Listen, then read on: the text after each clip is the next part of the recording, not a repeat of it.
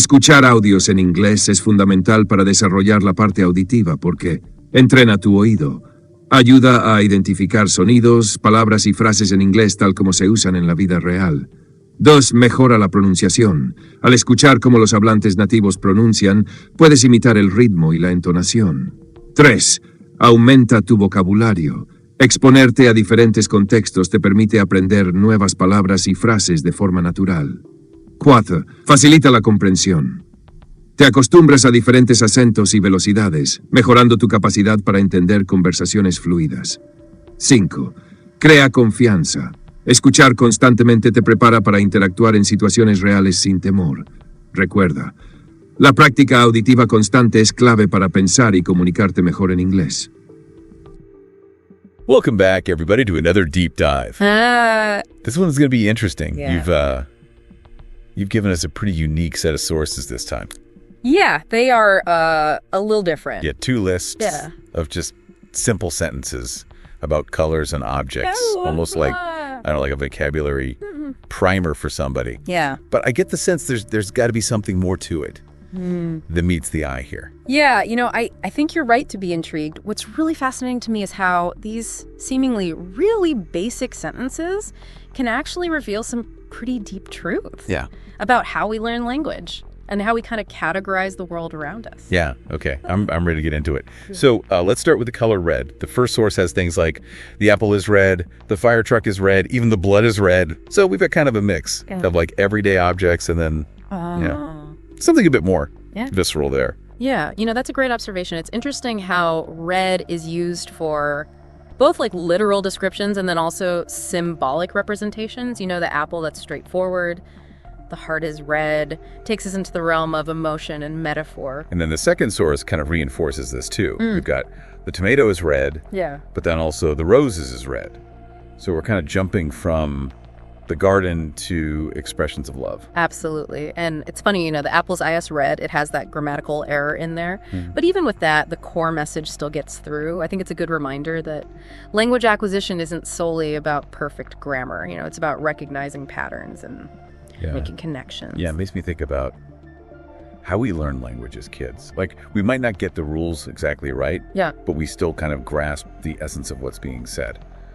Okay, so let's shift gears to blue now. The first source really evokes a sense of vastness here. The sky is blue, the ocean is blue. Yeah, those examples really transport us, don't they? And then it brings us back down to earth with the pen is blue. It's interesting how blue can encompass both the immensity of nature, but then also just these little everyday objects that we use all the time. And the second source is also kind of playing with this range too. It's got the blueberries is blue, which makes me think of like a tiny little delicious world. And then it jumps to the expansive, the sky is blue. And by contrasting those scales, it's subtly highlighting how color can help us categorize things, whether it's by size, natural versus man-made, or even by taste. Okay, all right, time to go green. So source 1 is like a nature lover's dream. The grass is green, the leaf is green, the frog is green, but then it throws in the apple is green. Are we talking about Granny Smith apples here? Precisely. That one sentence reminds us that, even within a seemingly simple category like apples, there's room for variation. Our understanding of green has to be flexible enough to encompass both a frog and a fruit. Yeah, and the second source seems to kind of agree. It has the trees is green, which is classic green, but then also the emeralds is green, which brings in a whole other level of vibrancy and value. That contrast subtly suggests that our association of green with nature might also influence how we perceive green in other contexts, like associating it with precious gems.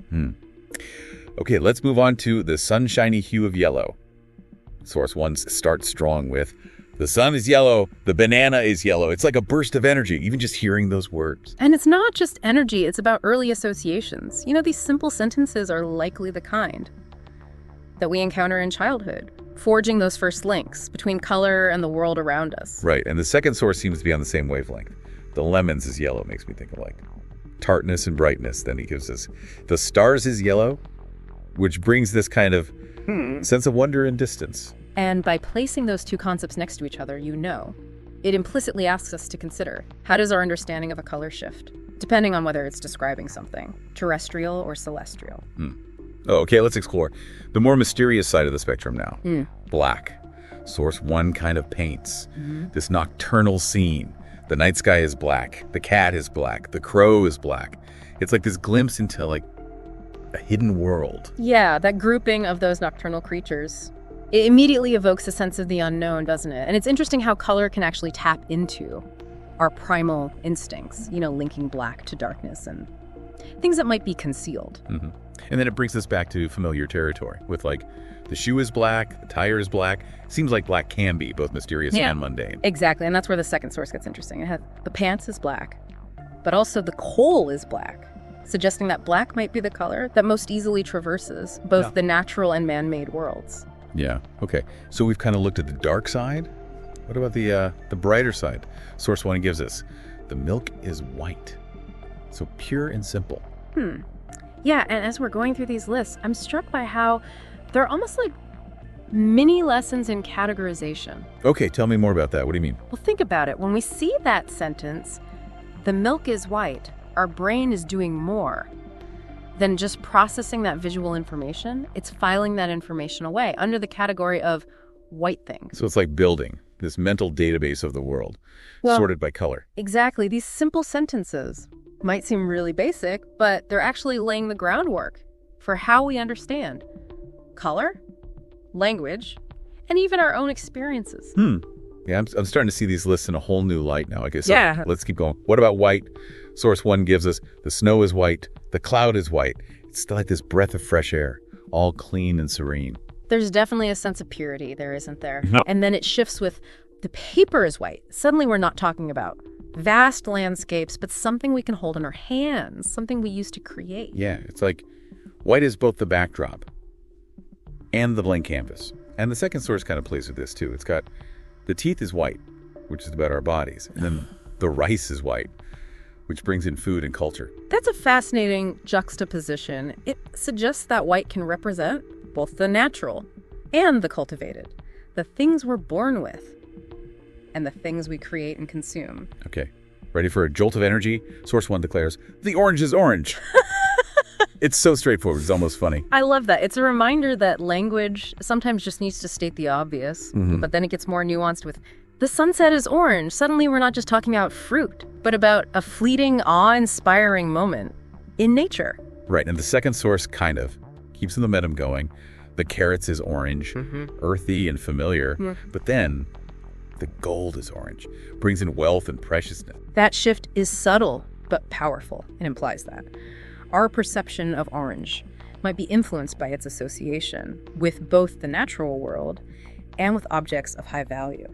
Okay, let's venture into the realm of royalty and luxury with purple now. Source 1 gives us, the grape is purple, the plum is purple, the amethyst is purple. It's like this treasure trove of like rich hues. And that grouping really evokes a sense of opulence, doesn't it? And, historically, purple dyes were very expensive and rare, so that association with royalty and luxury has really deep roots. It's interesting how even a simple sentence like, the grape is purple, can carry that weight of like, history and symbolism with it. And the second source continues this theme. The flowers is purple, but also the crown is purple. It gets directly to images of monarchy and power. That connection is so strong, isn't it? It suggests that our understanding of purple is really intertwined with centuries of cultural associations. Okay, time for a dose of sweetness now with pink. Source 1 starts with, the rose is pink, immediately evoking feelings of romance and beauty. And it's interesting how that one sentence can hold both the delicate beauty of a flower and then also the passionate connotations of love. Totally. And then it takes a playful turn. The bubble gum is pink. The cotton candy is pink. Yeah. Suddenly we're in a world of like childhood delights. Right. That shift highlights how pink can be both sophisticated and whimsical, appealing to both adults and children. And the second source seems to agree. It has, the flamingo is pink, which is exotic and graceful, but then it throws in, the pig is pink. Which brings in a dose of humor, maybe even a bit of subversion. Yeah, that pairing is unexpected, makes you question whether pink's association with delicacy is always accurate or if there's room for it. More playful, even ironic interpretations. Yeah. Okay, we're down to our final color now. Brown. Source 1 gets back to basics with, the tree trunk is brown, the soil is brown. It's like a grounding force, bringing us back to nature. There's definitely a sense of stability and earthiness there. And then it goes a bit deeper with, the chocolate is brown, Suddenly we're connecting to our senses, to feelings of comfort and indulgence. Right, and the second source kind of reinforces that connection. The coffee is brown. It's like a warm hug in a sentence. But then it adds, the leather is brown, which brings in durability and a sense of history. That's a great observation. It's as if brown can represent both the ephemeral pleasures of taste and then also the lasting qualities of well-crafted objects. So we've gone from the vibrancy of red to the grounded nature of brown, all through these seemingly simple sentences.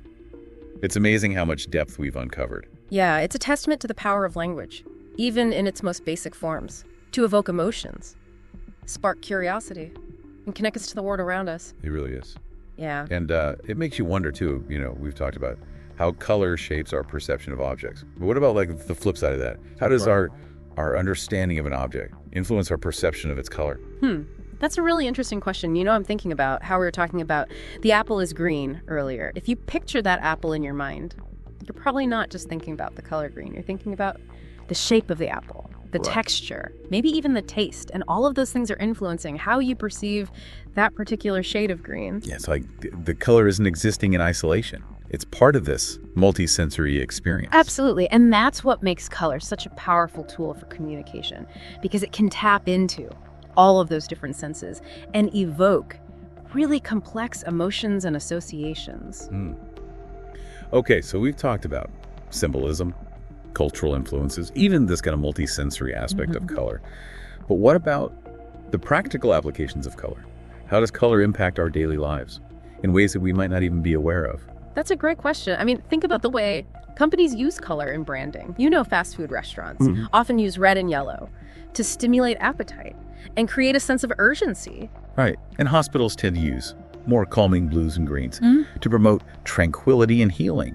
It's like color is subtly shaping our experiences in those spaces. Exactly. And it goes beyond just commercial settings, too. Think about how we choose colors for our homes. Do we want a vibrant kitchen that energizes us in the morning, or a bedroom painted in calming hues that promote relaxation? This is making me rethink my entire apartment color scheme. Right. So we can actually use color to enhance our well-being and create the atmosphere that we want in our lives. Absolutely. It's a really powerful tool that's often underestimated. Listener, we've covered a lot of ground today, from the basic building blocks of language to the cultural and psychological impacts of color. What would you say is like the one key takeaway from all of this? I think the biggest takeaway is that color is more than just a visual phenomena. It's a complex language that influences our emotions, shapes our perceptions, and connects us to the world in really profound ways. Beautifully said. And the best part is, this exploration is just the beginning. There's always more to learn, more to discover. Yeah.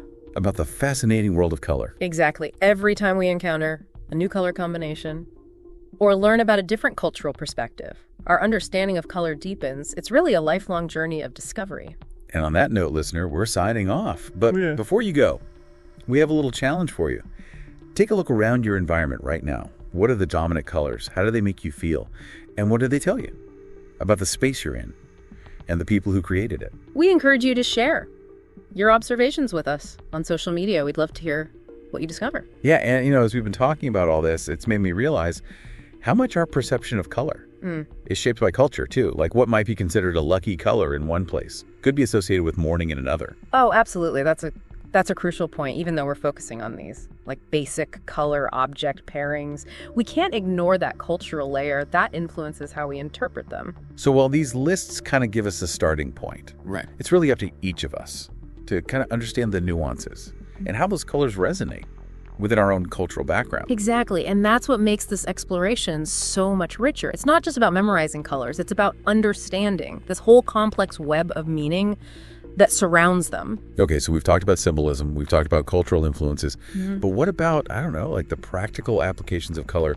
How does color impact our daily lives in ways that we might not even be aware of? That's a great question. Think about the way that companies use color in branding. Like fast food restaurants often use red and yellow to stimulate appetite and create that sense of urgency. Right. And hospitals tend to use calming blues and greens to promote tranquility and healing. It's like color is subtly shaping our experiences in those spaces. Yeah, and it goes beyond just commercial settings, too. Think about how we choose colors for our homes. Do we want a vibrant kitchen that kind of energizes us in the morning? Or a bedroom painted in these calming hues that promote relaxation? Man, this is making me rethink my entire apartment color scheme. Right. So we can actually use color to enhance our well-being and create the atmosphere that we want in our lives. Absolutely. It's a powerful tool that's often underestimated. So, listener, we've covered a lot of ground today, from the basic building blocks of language to the cultural and psychological impacts of color. If you had to walk away with just one key takeaway, what would it be? I think the biggest takeaway is that color is more than just a visual phenomenon. It's a complex language that influences our emotions, shapes our perceptions, and connects us to the world in really profound ways. Beautifully said. And the best part is, this exploration is just the beginning. There's always more to learn, more to discover about this fascinating world of color. Exactly. Every time we encounter a new color combination or learn about a different cultural perspective, our understanding of color deepens. It's really a lifelong journey of discovery. And on that note, listener, we're signing off. But before we go, we have a challenge for you. Take a look around your environment right now. What are the dominant colors? How do those colors make you feel? And what do they tell you about the space you're in and the people who created it? We encourage you to share your observations with us. On social media, we'd love to hear what you discover.